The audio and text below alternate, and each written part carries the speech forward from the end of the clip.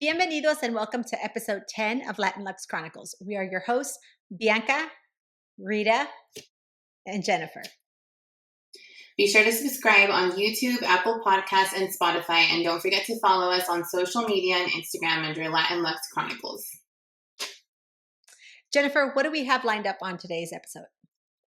On today's episode, we will be discussing finding your voice and identity. Yeah.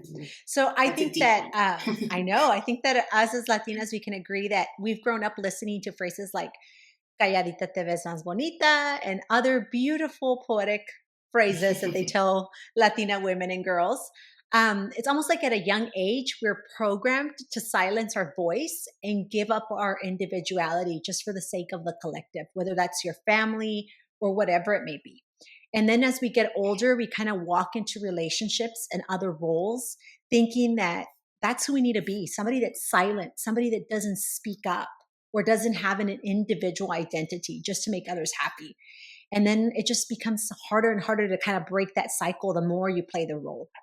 So today, let's just kind of take a look at how each of us are either working towards finding that voice and identity in our lives, or maybe we've already found it. And perhaps as we all share a story with you, you'll empathize, or maybe you'll feel empowered to kind of initiate your own journey into finding your voice. So Jennifer, you want to get us started? Yes, I can get it started because, I have found my voice and I'm ready. No, I'm just kidding. No, actually, that's actually something that I'm working on, is finding my voice because I was raised in yes, ma'am, yes, sir. And respecting my elders.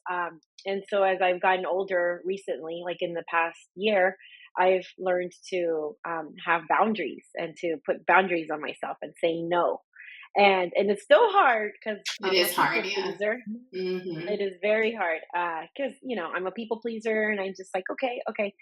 And I'm trying to find the balance of saying no, but also being respectful and coming off nice, not being a rude person.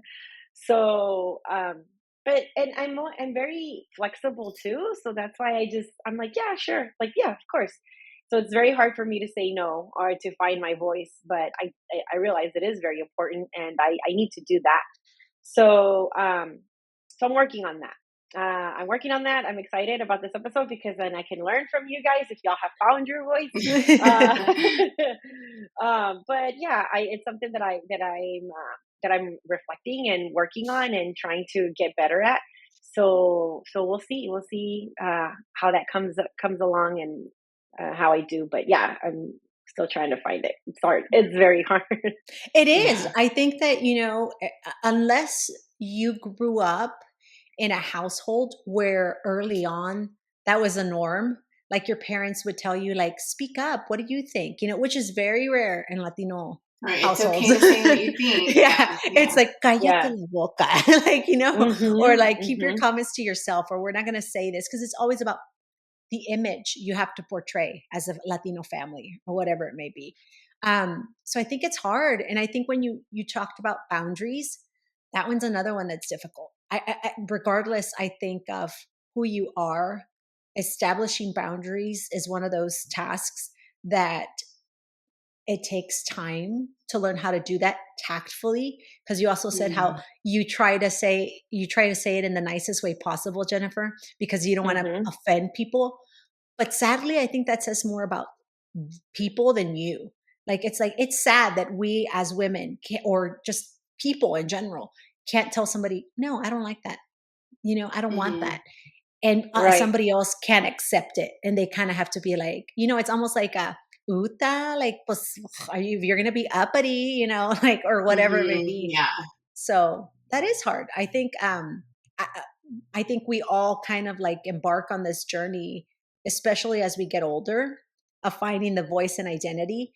Because when you're young, you're impressionable, by your parents. You're doing what makes your parents happy. And you probably do that up until like college. And maybe in college, you start loosening up a little bit. Or maybe even after college, you're still trying to make the parents happy, right? And then you get married or whatever, you're entering a relationship and you start putting all these things together, and then there's an extra person in the mix that you got to make happy. Your partner. Right. And that's what I was going to mention too. It's like, I think it rolls into like all of our relationships, like whether it's work, like in your career, speaking up in meetings, speaking up when decisions are happening, in your relationship, speaking up initially when you don't like something, or maybe even later on when you're like, yeah, I don't like that. And sometimes we just like deal with it and go along, and even with our family, like Jennifer mentioned, Bianca, the boundaries, like, I think we learned that we do have to kind of start, and maybe we start in one area, and like Jennifer said, like it's also something I'm growing in as well, and like maybe I have found my voice in some areas and aspects of my life, but I'm still like, okay, now I need to like practice rolling it over into another area where maybe I don't feel as confident in, speaking up and saying no, or having my own opinion without it, with the fear of it being looked at like, oh, you're being rude, or you're not going along with the whatever the initiative is or whatever the goal is. But it's like, it's okay to have different opinions. So it's I love that you said that, ongoing. Rita. I love that you said that, you may have it already in one area of your life or one aspect of your life, but you're trying to roll it out, because that is a good way to think about it. Maybe there's somebody out there that goes, well, I'm very comfortable voicing my opinions at home or at work, but then it's the opposite where they're at. Maybe professionally, you're this person that's like, you're the boss. And I don't mean like a boss, like leadership wise, but you're just strong and you're able to say what you want, and you don't take BS from anybody, kind of thing. But then at home and in your family life, maybe you kind of dim your light a little bit and don't express yourself as much. Or maybe it's the other way around. At work, you're having to do things and hush yourself because of fear of repercussion. So I love that you said that, Rita. That's a really good way of seeing it. Thank you. I know. Like I think for me, I've gotten way better about setting boundaries and getting a little bit more comfortable with the repercussions of that. And I think we've all talked about, how the importance of therapy and how therapy has helped us in one way or another in our journey. I think for the longest time in my personal life, it was really hard for me to set boundaries with my family, like my family, like my parents.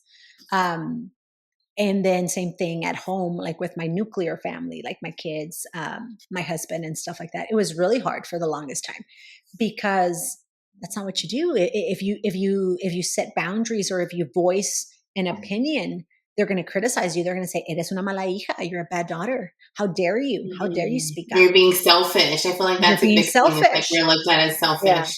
Correct. We come from a culture where essentially you give up who you are. It's like, it's almost like the prize, or if you will, is how much can you give up of yourself for the sake of everybody being happy. And it's kind of like, why do we do that to ourselves?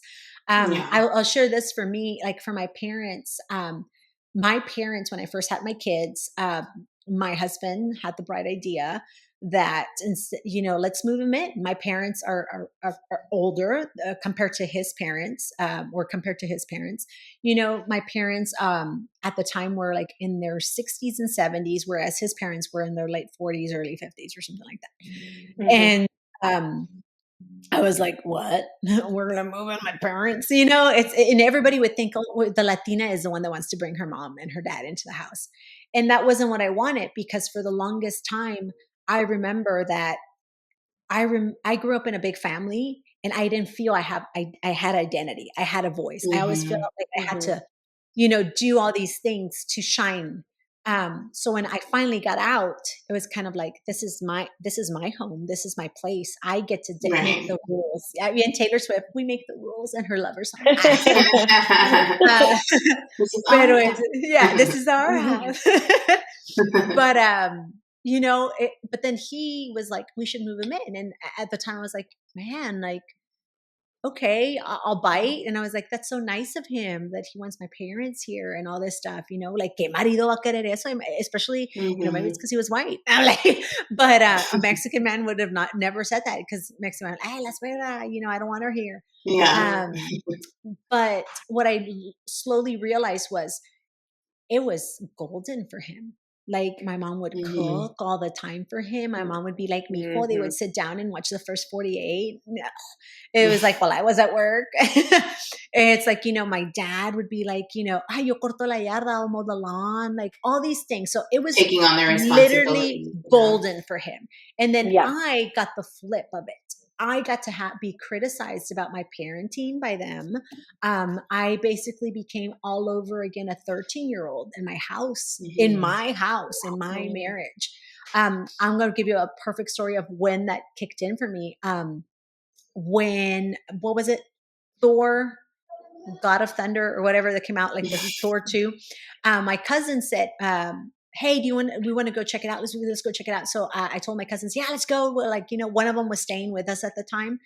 And I said, yeah, let's go watch it. And I told Ron, my husband, I said, hey, I'm going to go check this out with my cousins. Don't forget. Oh, yeah.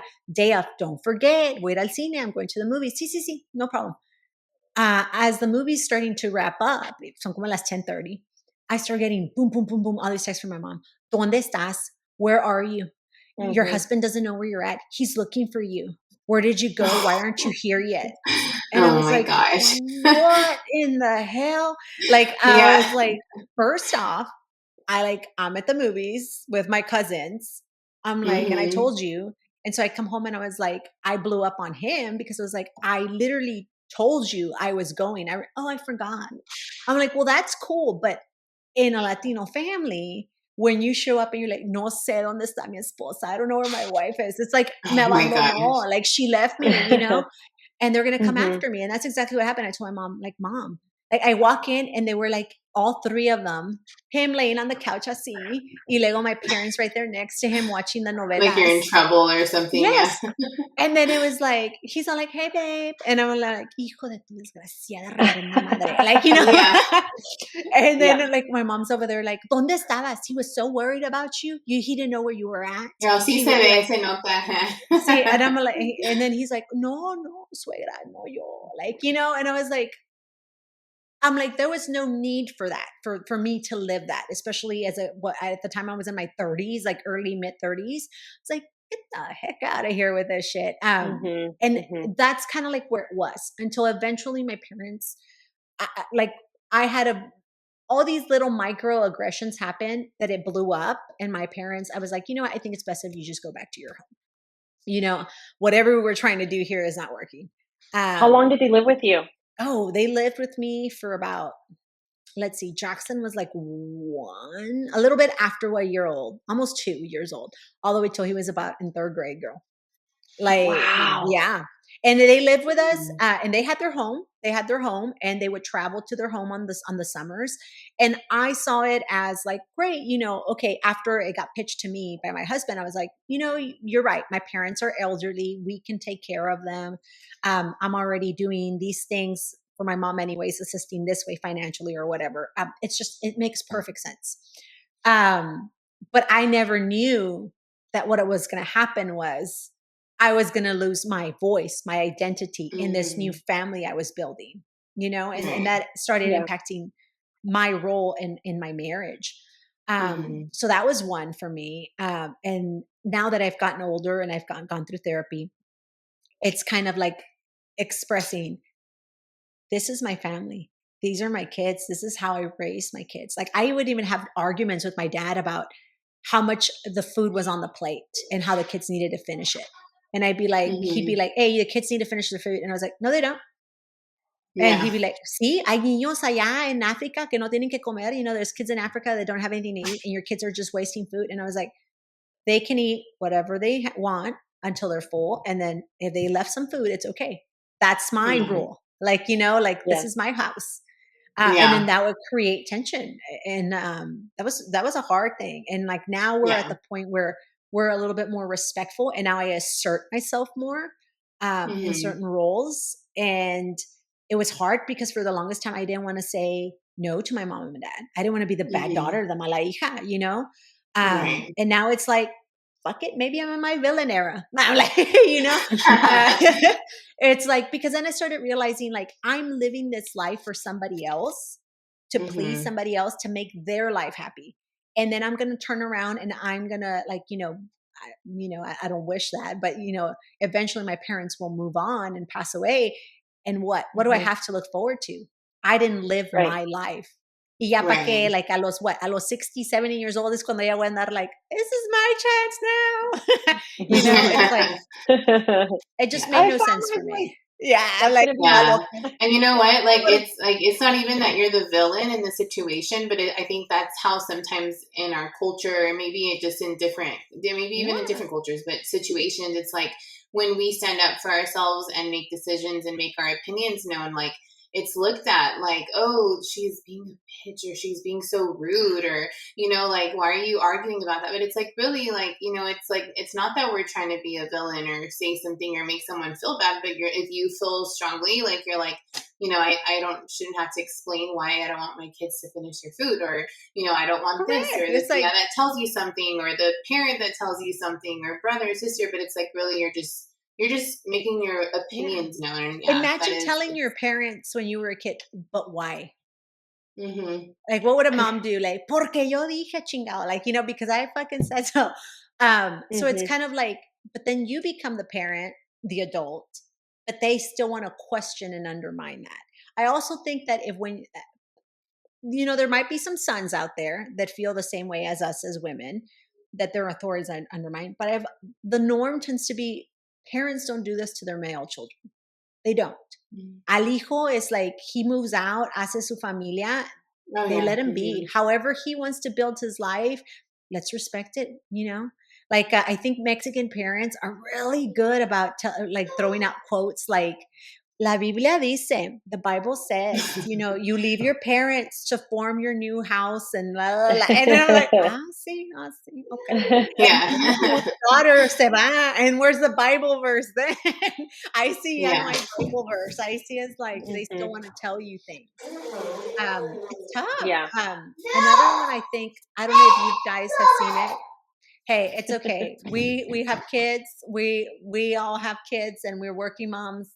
Those are some babies. This is how real the show is, people. Here's another one. I don't know if you guys ever felt it, but the other one was when I got married. It was also really hard for me to exert my voice to my in-laws, and like I was always under the impression of like, if something bothers me, I'm not going to straight on tell it to my in-laws because it might offend them, right? So I'll just tell my Right. husband. Yes. And then my husband can have a tactful conversation with them, right? Yep. There's two problems with that. He had no tact. And I always got to be the bad guy, because when he would say something, he wouldn't say it like, Bianca and I feel this way. It was like, well, Bianca said, Oh yeah. Bianca. And then I got to be the asshole and I got to be the jerk. Right.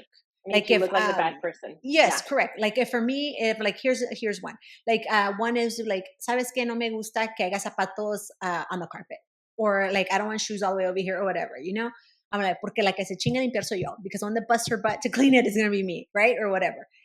He would, instead of being like, oh, agree with me on that, like, no, yeah, you're right. Like, why do we want to be cleaning the fucking carpet later? Let's just either roll up the carpet or tell people, hey, can you put your shoes there? He'd be like, well, Bianca said this. Bianca doesn't like this.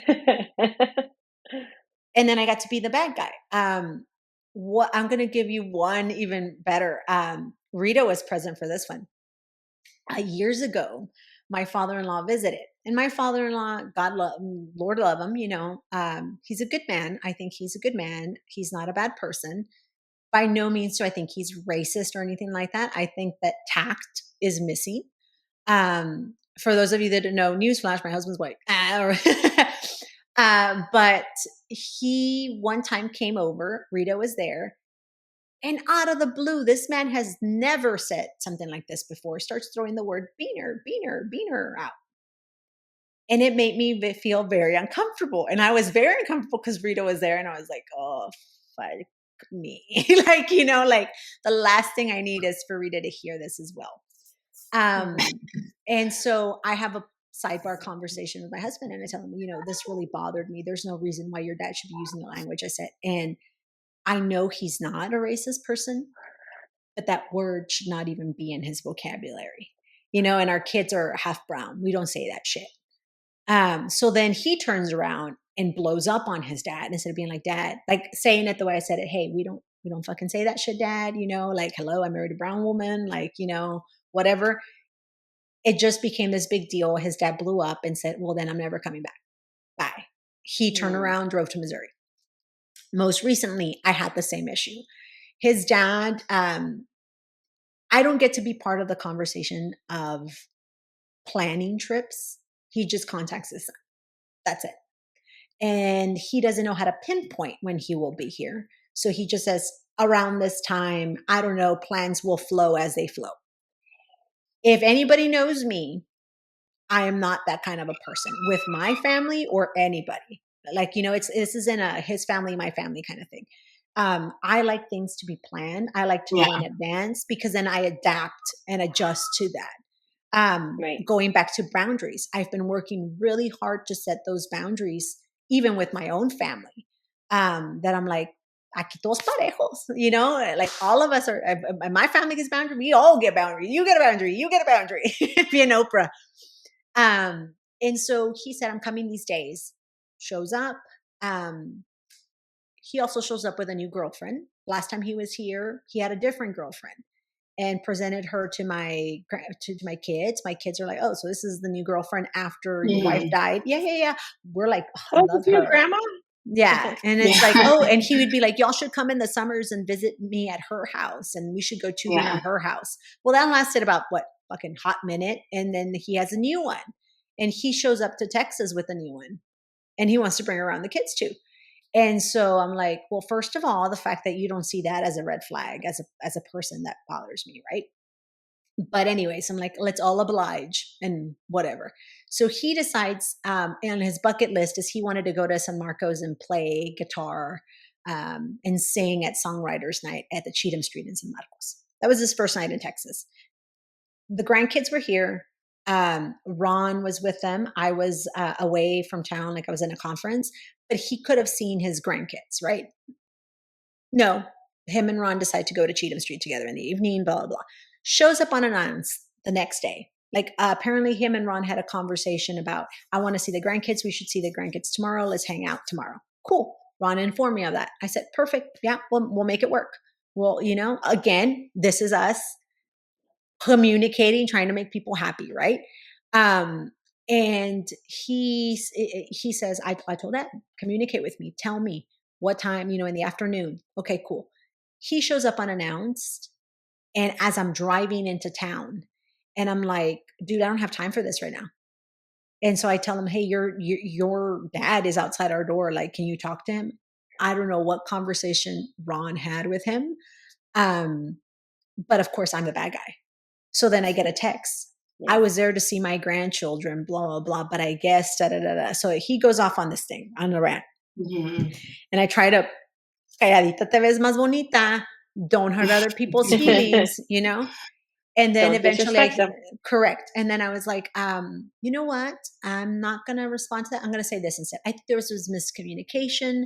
I'm like, you didn't include me in what the plans were, da, da, da, da, or something like, I'm actually coming into town now. Can I meet you somewhere? We can have lunch with the kids. We can have ice cream. Didn't respond to me. And his thing was, I'm already leaving Texas. I was like, okay. So then he sends me another like saucy little message. And I'm like, you know what?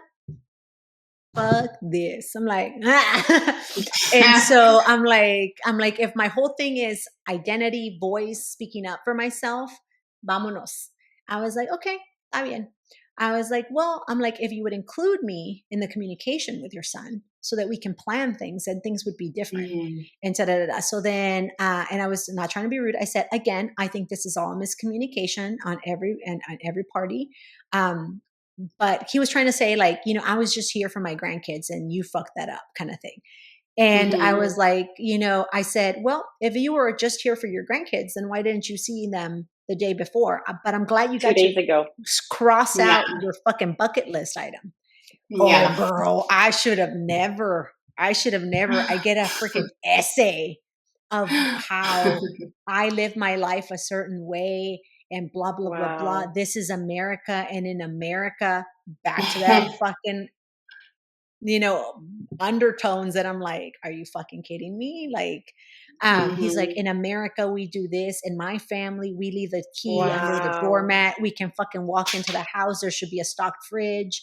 I don't care what your house looks like, blah, blah, blah. And I'm like, he went off and then proceeded to say, I think it's horrible that you stifle my grandkids, to stifle my son, to not let him and the kids and blah, blah, all this shit. And I was like, Oh my gosh. cool. Wow. So, and he's like, the adults have left the building by whatever. And he's like, I'm not going to sit outside in of 95-degree Texas weather for this. And so I was like, wow. Yeah. Okay. So I was trying really hard to be the bigger person. My response back. First of all, I took a screenshot and sent it to his son and said, here you go. This is the shit I put up with your father. And of course his son's like, oh my God, I'm going to call him. I said, you're at this point, you're being reactive. I said, in 15 years of marriage, you have never stood up for us and been a united front. I said, it was always Bianca. So this is why he always gets to be the poor guy, right? The poor victim. I said, it's fine. I said, at this point, I have my voice. I don't get to have a fucking 6-year-old like man that needs to update his mentality on what America is. Come and tell me I should just let him and his random ass new girlfriend walk into our house just because he's related by blood to my kids. And so I just replied back and I was like, you know what? I said, you're right. The adults have left the room. This is no longer a civilized conversation. Have a good day. Yeah. Bye. And that was it. Yeah. And I was like, wow. The fact that somebody thinks that they can just show up to your home unannounced, you get to drop whatever you've done, whatever you're doing, déjalo. And let's face it, a lot of Latinos are like that too. They expect you like, déjalo que estás haciendo porque ya cayó la visita. The company's here. Stop what you're doing. We have company.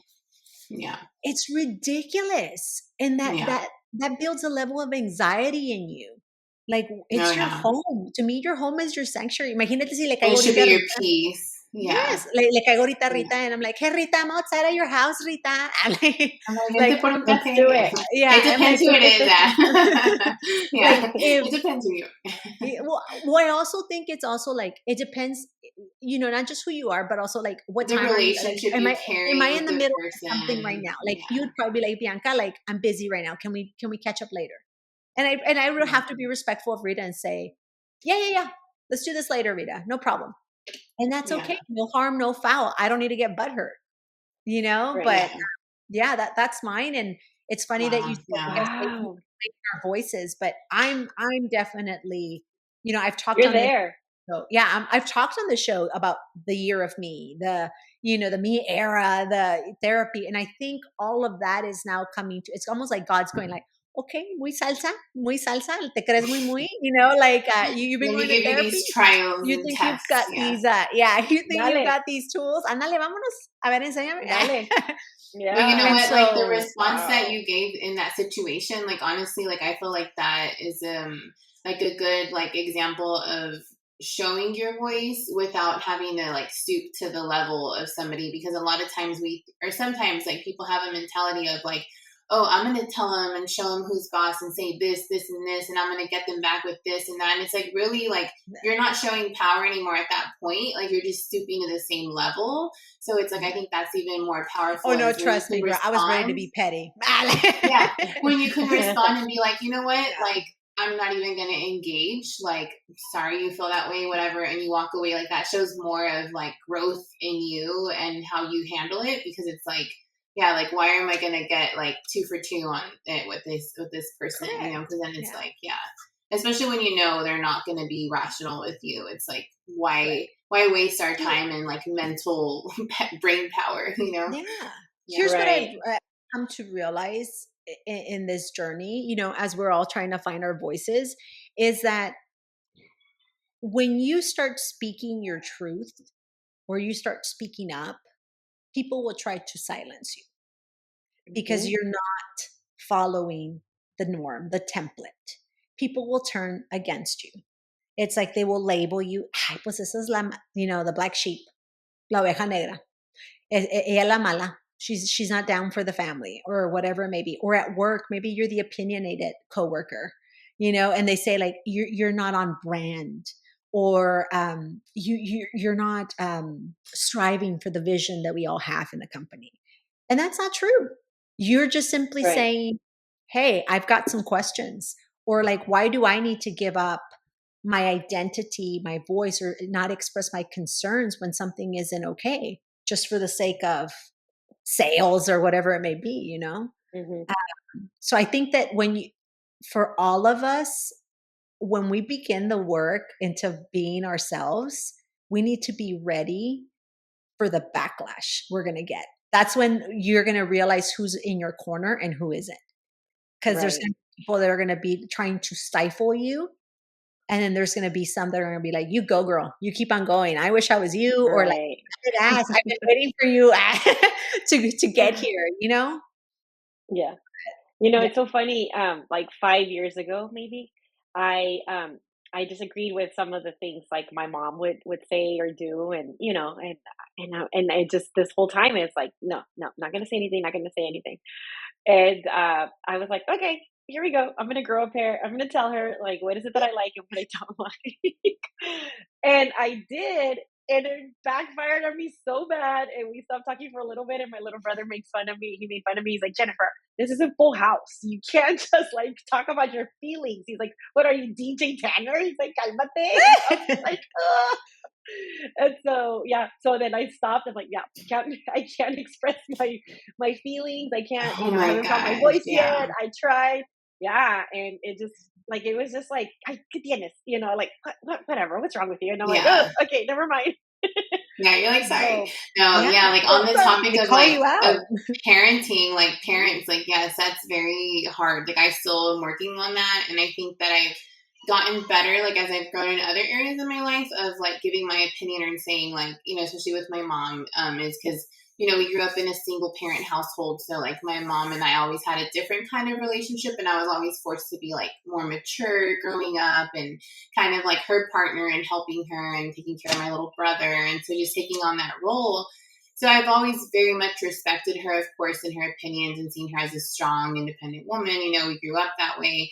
But now it's like, I if I want to keep it cool, it's like I just like me lo aguanto. I'm like, like no me gustó ese comentario, no me gustó esto, but I'm like just not gonna say anything. I'm like, she's my mom, she's getting older, like this and that, but like now, like it, I mean, sometimes there's times where we do have more difference of opinions, and I'll start saying something back like, pues no, or say something else, and then it's like, sometimes she can take it okay, and then sometimes there's times where it's like, it's just she doesn't like it, and then like we go at it sometimes, and it's happened more frequently.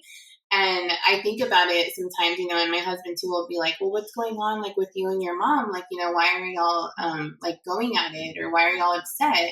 And I'm like, oh, it's because I said this, or I told her I didn't like this. And I realize that it's more of just because I am having my own voice and I want to do things how I want to do them, or I want to do things a certain way and she doesn't like it. And, and so it's not even that we're not getting along. It's just because I'm voicing my opinion and I'm disagreeing with things, and I'm not going How along with dare it. you? Like like I always have been. Like it's always been like, okay, but see, like my mom said, blah blah blah, or and I always respected it because I'm like, oh, she knows what she's talking about because she, raised us by herself and she did this, and so I always respected her, and I still do.